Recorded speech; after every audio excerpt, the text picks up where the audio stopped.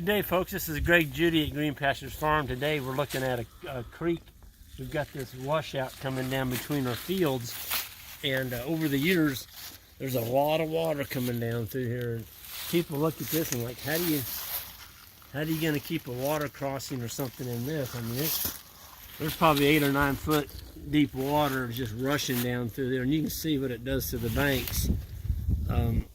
We've got it sealed up on top there before it drops off the hill. We've stacked a lot of trees in that draw and slowed the water down, but we're still getting some right here. But anyway, when you run a wire across, this is the polybraid, and I'm not going to touch it because that's hot.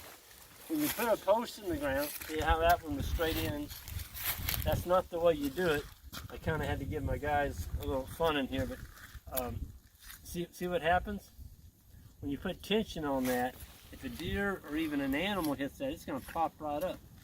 But if you'll take the post like this, take the spike,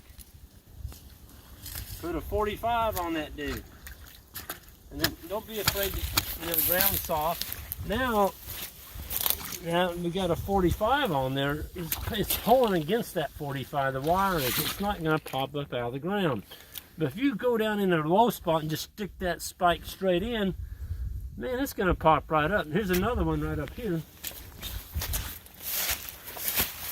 It's at a little bit of an angle, but it's still, you know, it's going to pop up. I'm going to get over here where I can kick it. I'm going to put a 45 on it like that. There.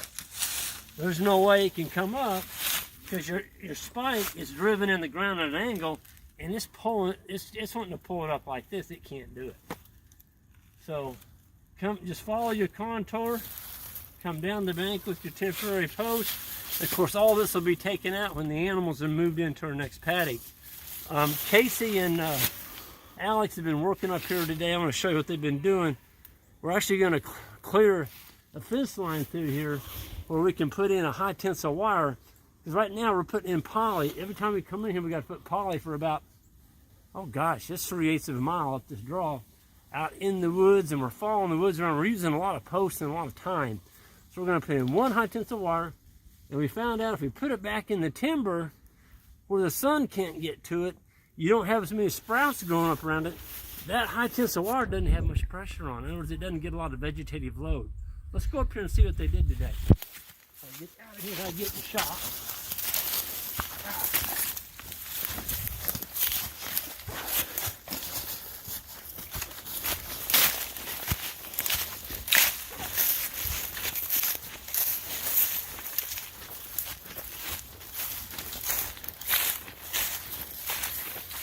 So instead of having to put in poly, we're just going to set a corner post right over here by the edge of the field, and we're going to run one single wire right up through these cedars. And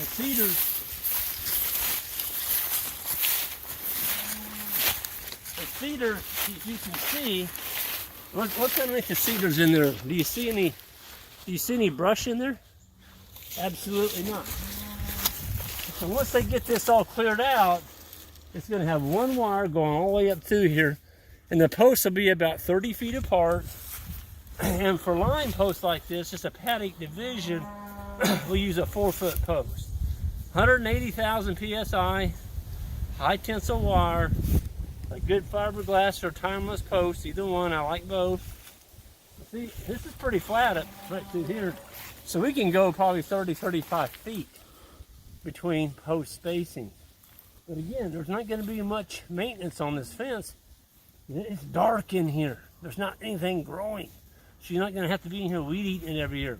If you stick it out there on the edge of that field, you're going to have a lot of stuff growing up on your fence. Or here, when it's really hot, maybe the flies are bothering the cows, whatever, they can get in here and they can rub their backs, you know, get out and get a little relief from the flies and the sun. So we got some shade here. But we found out our cattle spend most of the time out there where the grass is at. We've got a really nice grass field up here on top. That's where they'll spend most of their time. But anyway, it's going to save us a lot of time. We come through this farm now, we're not going to have to put in that poly. We've got one permanent wire going through here. It's going to save us hours. So that's what we're doing here. And with that, I think I'm going to sign off. Thank you all.